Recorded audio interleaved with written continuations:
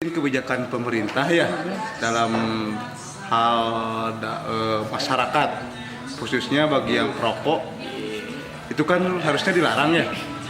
Nah, menurut kami selaku para distributor dari rokok itu sendiri tidak setuju. Karena apa?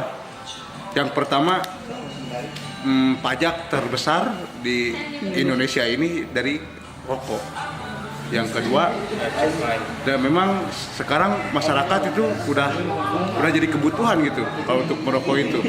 Lumrah. Nah, seperti itulah. Jadi mohon dipertimbangkan lagi dengan sekarang kan ada kebijakan masyarakat banyak yang merokok, otomatis pajak nanti naik. Nah, dari situ masyarakat juga merasa dirugikan dong. Selaku perokok kita selaku perokok ya semuanya. Selaku perokok kita dirugikan dong. Mungkin itu saja dari saya.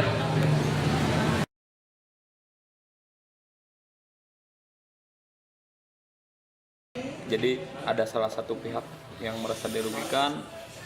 Kan kita hidup di Cipanas. Hidup di Cipanas. Terus kemarin pas kata dosen katanya tidak ada perluasan daerah. Ya sedikit merasa kecewa sih. Padahal yang kita harapkan Pemekaran. Perluasan daerah. Kan kemarin katanya Garut Selatan terakhir. Nah pengennya Cipanas jadi perluasan daerah juga.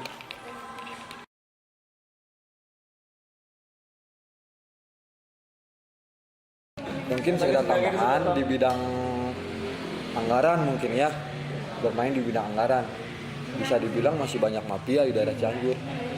Contohnya kemarin dosen saya bilang katanya di sekolah-sekolah itu masih gimana ya, misalkan anggaran lelang buku 30 juta. Cuman dibelanjakannya itu paling 10 juta atau separuhnya atau gimana, itu kan bisa termasuk kegiatan mafia kan. Ya, gimana caranya kita tuh meminimalisir lah, atau kalau bisa ya menghapus kegiatan seperti itu. Ironis kan, di saat kita benar-benar membutuhkan yang namanya pendidikan, ternyata di dalam pendidikan itu terdapat kecurangan. Ironis banget menurut saya. Thank you.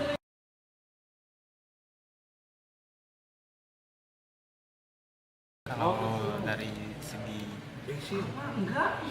perceraian di Cianjur, terutama di Indonesia, Cianjur kedua di Indonesia perceraiannya yang terbesar setelah Indramayu, karena Indramayu gratifikasi orangnya lebih banyak. Di Cianjur sekitar 300 perceraian dalam satu hari. Kalau di Indramayu 500 perceraian dalam satu hari. Jadi bisa dibayangkan kalau tidak di Cianjur kasus perceraiannya masih banyak. Sedikit. Tambahan aja tentang perceraian itu, mungkin sangat banyak orang yang sangat dirugikan. Contohnya aja anak-anak. Banyak anak-anak terlantar akibat dari perceraian itu sendiri. Jadi sisi negatif dari perceraian itu gimana ya? Sangatlah banyak anak akibat dari perceraian. Dampaknya banyak, pergaulan bebas bisa, terus dalam hal pencurian juga banyak anak-anak akibat dari Broken home. Nah, ya salah, akibat dari perceraian. Mungkin sekian. Terima.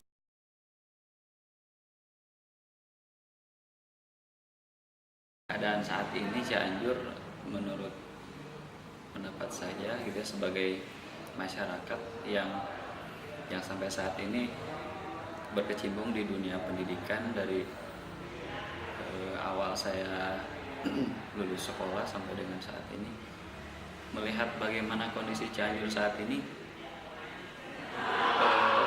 awalnya sih saya sangat berharap besar ya, ada pemimpin yang mungkin sampai saat ini sedang memangku jabatan di Cianjur saat ini sebagai seorang pemimpin yang mungkin dulunya saya sangat mengharapkan dari beliau seperti itu. Tapi dengan melihat keadaan Cianjur saat ini, terlihat ada beberapa hal yang hilang dari Cianjur. Seperti mungkin lebih dasarnya, kita sebelum kita lihat ke pemimpinnya, mungkin lebih ke kita sendiri, masyarakatnya sendiri sepertinya tidak peduli dengan Cianjur itu mau dibawa kemana, Cianjur itu mau seperti apa, terserahlah. Masyarakat lebih berpikir seperti itu, menurut penilaian saya seperti itu. Jangankan di wilayah lain, di wilayah saya sendiri, mungkin di daerah Cipanas, apakah Cipanas itu pernah ada wacana Cipanas katanya akan dijadikan kota madya seperti itu. Tapi saya perhatikan lagi, mungkin ada beberapa aktivis muda, ada sukarelawan yang ingin berpisah dari Cianjur, terutama Cipanas untuk menjadikan kota madya. Tapi saya lihat lagi, menurut pendapat saya, apakah sudah siap menjadi kota madya? Apakah sumber dayanya sudah mampu untuk menjadi kota madya seperti itu? Masih dalam lingkup kabupaten saja, tidak ada kontribusi yang diberikan dari masyarakat sendiri. Janganlah menyalahkan pemimpin yang sekarang seperti itu. Mereka pun kita pilih sendiri. Mereka kita pilih saat mereka kampanye, saat mereka mengadakan ada pemilihan seperti itu. Kita hanya dikasih uang 50.000 dengan mudahnya, baik itu mencoblos ataupun mencontreng. Kita contoh mereka yang telah memberikan kita uang 50.000, istilahnya apa namanya, serangan fajar seperti itu. Saya lebih berpendapat bahwa yang harus dilakukan pada Cianjur saat ini bukan ganti pemimpin yang sekarang dengan pemimpin yang lebih bagus, bukan lebih ke situ, tapi kita perbaiki dulu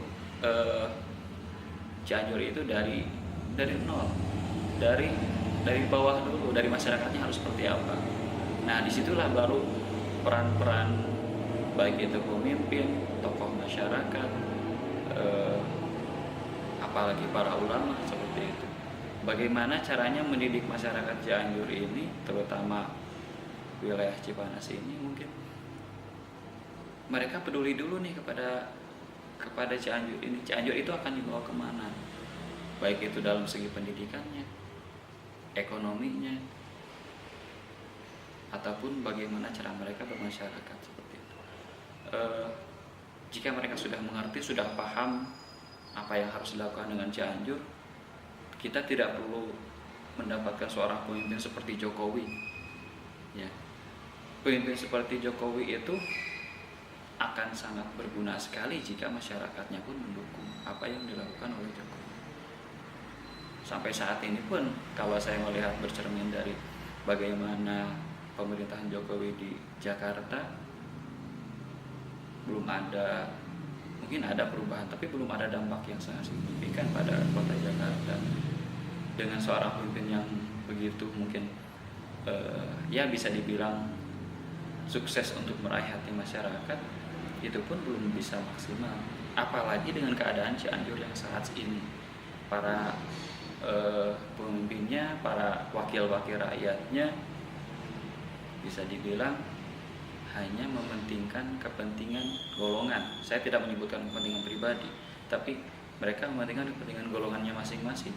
Siapa yang mendukung itu yang dibantu, siapa yang acuh tak acuh ya dibiarkan, apalagi yang menentang ya akan mungkin dilibas seperti itu. Kelihatannya pun Cianjur kota yang sangat damai gitu ya. Banyak orang-orang dari luar Cianjur mengatakan bahwa Cianjur adalah kota yang nyaman, kota yang tertib, bahkan pernah mendapatkan Kalpataru atau Adipura. Adipura seperti itu. Cianjur di mata luar mungkin kota yang bagus, tetapi ternyata kalau kita lihat ke dalam, Cianjur itu sangat kritis, kalau dibilang sangat kritis, krisis, baik itu dari segi masyarakatnya, dari segi pemerintah, bahkan segi lingkungan Cianjur sekarang sudah terkontaminasi seperti itu. Sudah merasa cukup dengan ekonomi sekarang ini. Untuk misalnya di daerah mereka mungkin mereka lebih,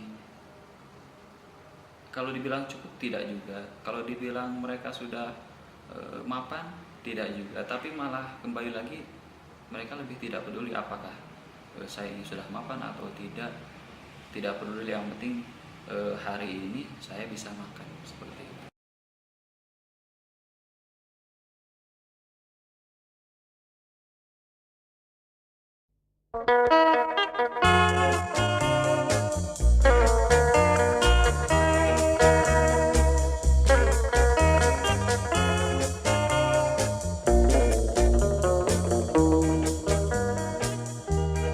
Kan ku ingat di dalam hatiku betapa indah semalam di Cianjur.